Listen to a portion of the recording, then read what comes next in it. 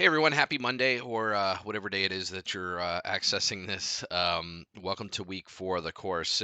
During week 3, we talked a little bit about some of the sort of classic theories of international relations, specifically classical realism and classical liberalism or idealism here. So in week 4, we're going to talk about some sort of offshoots and other ideas, some more contemporary or modern sort of frameworks for understanding international relations here. So we'll talk about specifically neorealism, which is sort of a take and an adaptation of classical realism. There is a neoliberalism. We don't talk about it here because the differences are pretty nuanced and minor. So I don't go into too much detail. Maybe I talk about it a little bit later in the class. But we're also going to talk about the critical theories here. So we'll talk about constructivism. We will talk about a little bit about Marxism and then the critical race and critical gender theory.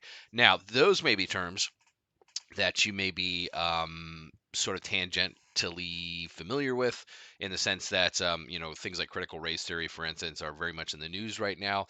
It's getting a lot of attention and maybe not in the proper context. But we're going to talk about it here because it's increasingly relevant in the discussion of international relations. And it basically boils down to looking at the relations between nations or states or nation states from the viewpoint of traditionally underrepresented groups. For instance, in critical, gender theory, as we'll talk about in the lecture this week, there's an argument to be made by some critical theorists that, women historically have been a lot more important and relevant to international relations, but sort of kind of in background roles than history has kind of given them credit for.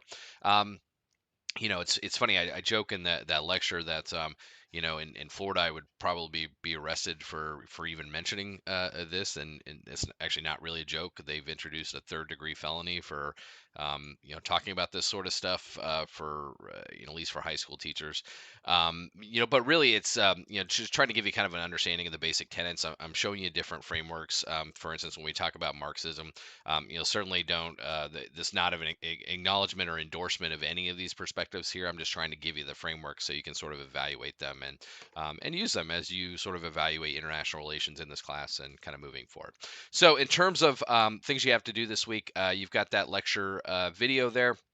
And it's these are somewhat complicated concepts if you haven't thought about sort of theoretical frameworks. But just remember, at the end of the day, we're looking to build assumptions about how people or states behave to sort of explain and predict kind of future behavior, and that's what all those models are looking to do. You've got a couple sections to read in chapter 3 of your textbook there. I've also given you a piece called "Why China and Taiwan Relations Are So Tense." The Chinese Taiwanese situation right now and has been for a while. Is actually a pretty good model for understanding international relations this semester. So I'm going to have you read that. This is not we don't have an essay question assignment this week, so we're in a discussion board section here. For the discussion board, relatively simple, but put some thought into it after you've watched the lecture slides for this week.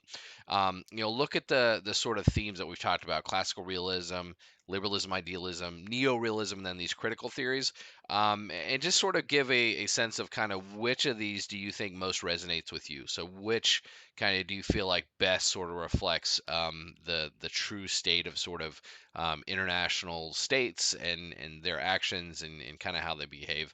And like I said, there's no right or wrong answer here. Just give us your thoughts there in response to that. So that's it for week 4. Um, what else I'm going to say? Oh, by end of day today, which is Monday, I'll have up instructions for getting started on the term paper project there. So just look for that as well. That's it. I think all I've got this week. So good luck, everyone. Let me know if you have any questions and have a great week. Thanks.